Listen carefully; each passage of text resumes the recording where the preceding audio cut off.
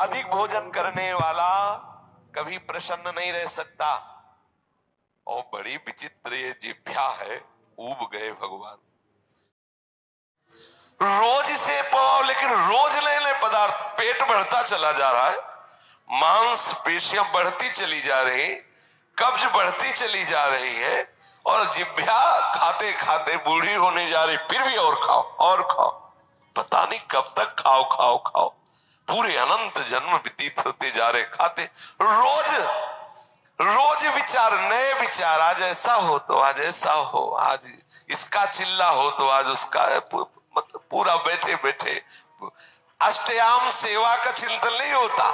होता है कि आज कौन से कौन पदार्थ पाए जाए। ये रसेंद्री है। भोजन पर साधक ध्यान दे, नहीं तो आनंद का जो विषय, मन की प्रसन्नता है, वो आप नहीं धारण कर पाएंगे।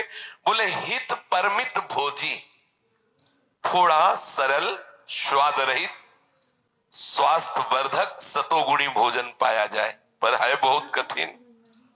2-3 दिन अगर ऐसा उबला पाए तो चौथे दिन वो समोसे में ही ब्रजवासी के जाएगा। तो देखो अब जो कुछ हो 2-4 ले आओ, और फिर वो अरे सब ऐसे ही चलता है। वो मन पूरा उस समय उपदेश दे करके हमें फंसा लेता है। इसलिए साधक अगर मन को सदैव प्रसन्न रखना चाहता है तो भगवत समर्पित मन होने के लिए भोजन में सुधार करे। अच्छा भोजन पाना त्याग दे। अच्छा का तात्पर्य है स्वाद युक्त, चटपटा, ये सब ऐसे सात्विक भोजन पाओ। पूज्य भाई जी से हनुमान प्रसाद पोद्दार जी महाराज साधकों की नियमावली में बनाए थे कि एक दाल और एक सब्जी और रोटी और चावल। अगर कढ़ी बनेगी तो दाल हटेगी या सब्जी हटेगी, 2 से अधिक नहीं है। रोटी और चावल, और एक उसकी नियमित संख्या हो जाए। 4 रोटी, अगर चावल है तो इतना, कढ़ी दाल एक बार रखवा लिया, एक बार रख लिया, और बस प्रणाम करके भगवत अर्पित करके उसे, बस ये नियम बहुत काल तक चलना चाहिए। अगर हम 4 रोटी पाते हैं तो 4 ही पाते हैं बहुत दिन तक। अब यहाँ तो देखे कि कै बच रहे हैं, बोले 2 गुलाब जामुन 2 लड्डू बच रहे, बोले रुको थोड़ा टहल लेते हैं, फिर टहल के बैठ के फिर उनको दो, तो मन प्रसादा स्थिति को प्राप्त नहीं हो पाएंगे। थोड़ा सावधान रखिए, अपनी जिह्वा को, अपने भोजन पाने के नियम को एक सीमित रखिए। बोले हित परमित भोजी, मना प्रसादा सौमत्यम के लिए हमें चाहिए कि थोड़ा भोजन बहुत बहुत लाभदायक है। थोड़ा भोजन पक्का समझना, बहुत आनंद का अनुभव होता है। कभी कभी बहुत गुस्सा आती है इस जिह्वा पे कि पूरा जीवन बर्बाद कर देती है, कभी भजन चैन से नहीं करने देती। देखो थोड़ा भोजन पाओ, जितने से आपको भोजन का ध्यान न रहे। 2 बातों में भोजन का ध्यान, अधिक पा लिया तो पेट का ध्यान रहता है कि बहुत, अब वो कैसे पचावे, ऐसे ऐसे सब उपाय करता रहता है। और अगर एकदम आपने कम पाया तो भी ध्यान रहता है कि कितनी जल्दी शाम वाला समय आए कि भोजन, ऐसा उचित स्वाद रहित भोजन बहुत आवश्यक है भजन मार्ग में, बहुत आवश्यक। ये अधिक मीठा, चटपटा, खट्टा, ये वो सब कामोत्तेजना पैदा करता है, कब्ज बनाता है, मन को चंचल करता है, कई तरह के भयानक ऐसे दोष जो हमारी साधना में हानिकारक है। पक्का समझ लीजिए, ये अनुभूत बात कहते हैं। भोजन जितना सरस होगा भजन उतने चौपट होगा, पक्का समझ लो। सात्विक और सरल भोजन, हमने गुरुजनों को देखा है, जीवन हो गया 2 रोटी से तीसरी नहीं पाई।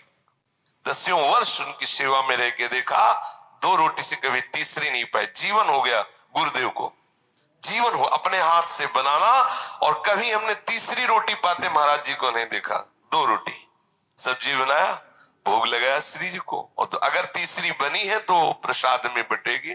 आपको केवल 2 ही पाते देखा है। शाम की थोड़ा दूध ले लिया, बहुत सूक्ष्म।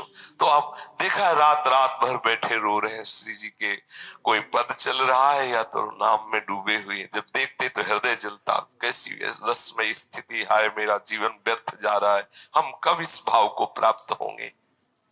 ये भोजन बहुत घातक वस्तु है, बहुत घातक वस्तु है। साधक इस बात पर ध्यान दे, ये भोजन हमें मारे डाल रहा है। हमारा जीवन भगवत प्राप्ति के लिए है, और ये आज पा लिया, वो पा लिया, ये गुलाब जामुन, ये लड्डू, ये वो, बस बुद्धि में विचलता, भगवत चिंतन रहित और नाना प्रकार की वासनात्मक खेल की कामनाएं, कल्पनाएं, ये भोजन के कारण। बहुत आवश्यक है भोजन सुधारना। भोजन नींव है परमार्थ की। जैसा खाओ अन्न वैसा बने मन। तो मन प्रसाद कैसे प्राप्त होगे, क्योंकि आपका भोजन ठीक नहीं है। बहुत सावधान। एक नियमावली भोजन की बना लो। प्रार्थना है, कितना भरोगे, ये पता नहीं कौन से ऐसे पदार्थों से बना हुआ कि इसको कभी तृप्ति ही नहीं होती। खट्टी डकारे आ रहे हैं शाम के, फिर भी वो कामना में लगा है कि आज मूली का पराठा पाया जाए, आज ये हे भगवान, ऊब गए, इस मनी राम से ऊब गए, ये रसेंद्री से ऊब गए, मरने को हो रहे, दांत खराब है, लेकिन चलो ऐसे मीस के ऐसे खाओ, ऐसे ये पाओ। बचो, इस चाल से बचो। भोजन को साधक एक नियमावली बना लो आप कि मुझे अगर चावल मिलेगा तो महाप्रसाद मिलेगा तो इतना, सब्जी मिलेगी तो इतनी, दाल इतनी, रोटी इतनी, बस एक बार लेना सीखो। ये बार बार परोसना, बार बार रसोई में, ये उनके लिए जो खूब मेहनत करते हैं, गृहस्थी में है, चलो जैसा विरक्त साधक को या भगवत प्राप्ति के साधक को एक बार थाल में रखवा लेना चाहिए। 4 रोटी 5 रोटी सब्जी दाल, इसके बाद राधे श्याम, आप अपना कार्य देखें, हमारा पर्याप्त हो गया, हम धीरे धीरे भगवत स्मरण करते हुए पालेंगे। एक बार पाने, हमने देखा है परमहंस महापुरुषों को, संतों को, एक बार में क्या होता है, हम अपने को संयम में रख पाते हैं। एक बार बोल दिया हमें 4 रोटी रख दो, ये रख दो, बस ठीक, चलो जाइए। या तो मधुकरी करते तो अपने अनुकूल प्रसाद। एक नियम बना लो, अगर हम 4 मधुकरी पाते हैं, 5 भी नहीं पानी चाहिए, जितना मांगे, एक नियम बना लो, उससे आप विजय प्राप्त कर लोगे इस रस इंद्री पर।